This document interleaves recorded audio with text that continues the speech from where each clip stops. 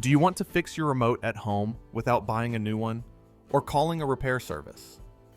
Today, I will show you a simple way to bring your remote back to work using steps you can follow in your house or workshop.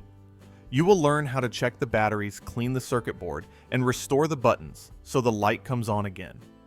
If you enjoy solving small problems and keeping your tools in good shape, this guide will help you handle the job with confidence.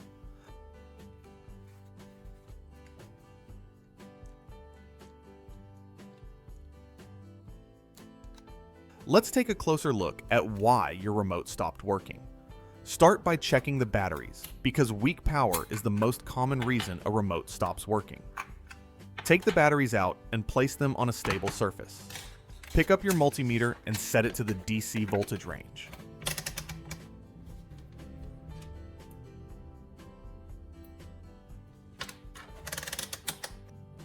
Touch the red probe to the positive end and the black probe to the negative end. Watch the numbers on the screen. If the reading is low or close to zero, the battery is drained. Check the second battery the same way, so you know the exact condition of both. In many cases, both batteries fail at the same time after long use.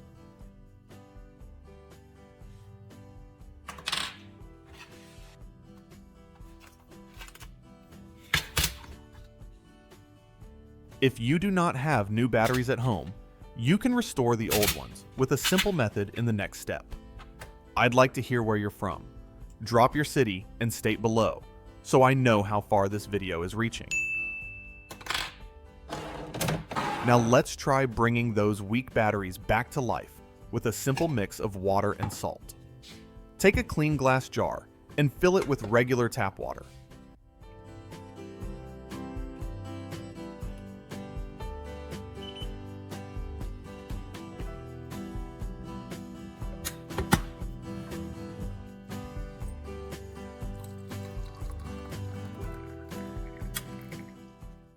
Add 2 level teaspoons of table salt and stir until the salt dissolves.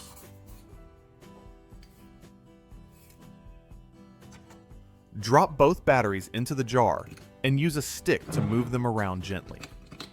After a moment, you'll see a light reaction on the metal ends. That means the salt water is cleaning the contacts and helping the battery wake up again. Leave them in the jar for about 1 hour so the solution has time to work. When you take them out, they're ready for the next step. After an hour, take the batteries out of the jar and look closely at the metal ends.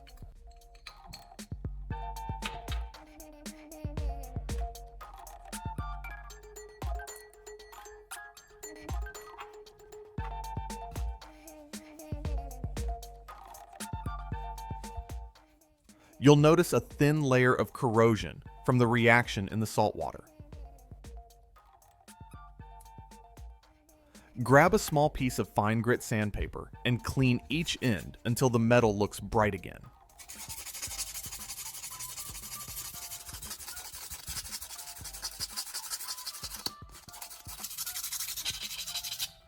Work slowly and keep the surface smooth so the battery makes good contact inside the remote.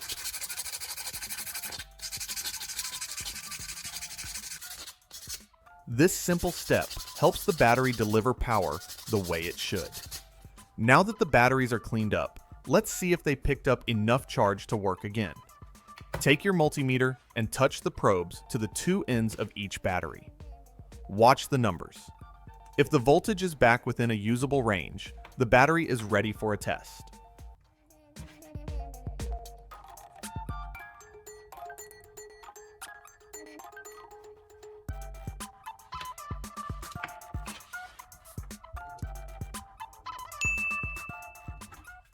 Place both batteries into the remote and press a few buttons.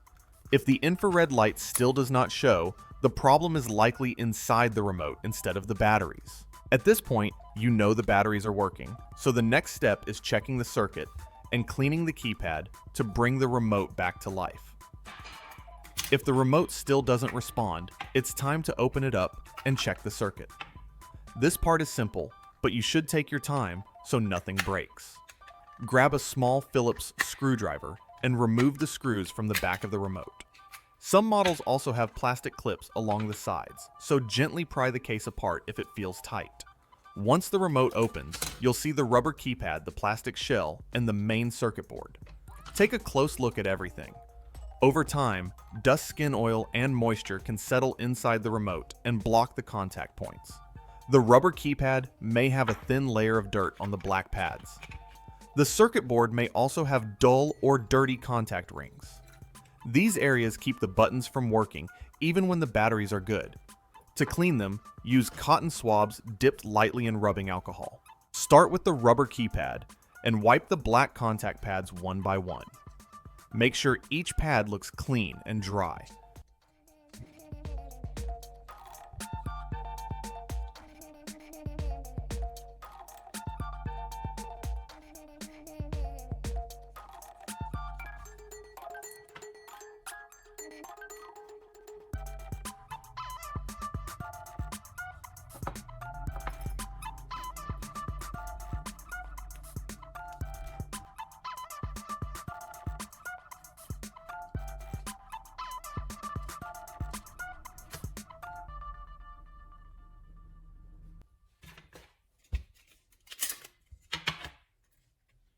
Then move to the circuit board and clean the gold or copper contact rings the same way.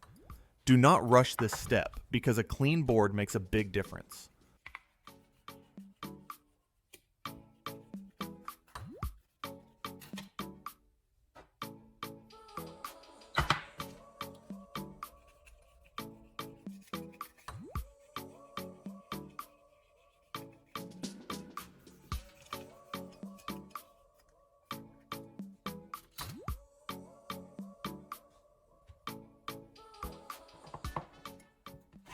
Finally, wipe the inside of the plastic shell to remove any dirt or crumbs that could fall back onto the board. Once everything looks clean, let each part air dry for a moment before moving on to the next step.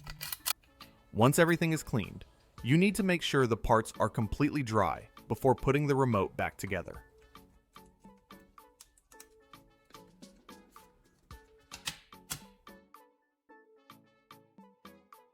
Take a small candle and hold it a safe distance under the circuit board and the rubber keypad. Move the flame gently back and forth so the warm air helps the alcohol evaporate. Keep your hand steady and never let the board get too hot. You only want enough warmth to remove moisture.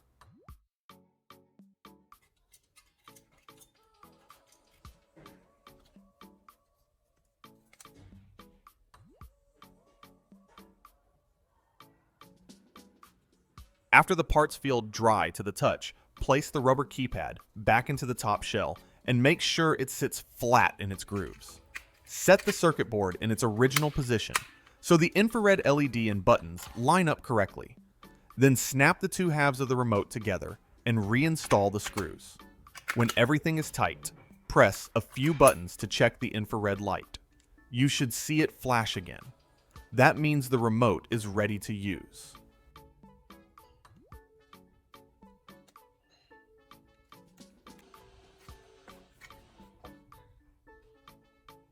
Now, your remote is working again. You brought weak batteries back to life and cleaned the inside so every button responds the way it should. These simple steps save you time and keep your home tools running without buying new parts.